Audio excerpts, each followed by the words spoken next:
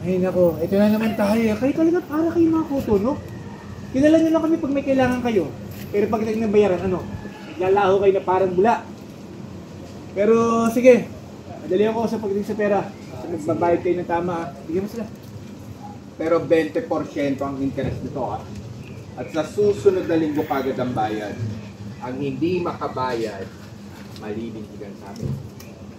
Ayan, 500 na yan, ha? Lapit ang silya. Mga pa, oh. Oy, check sa interest kung malakuha namin, ha?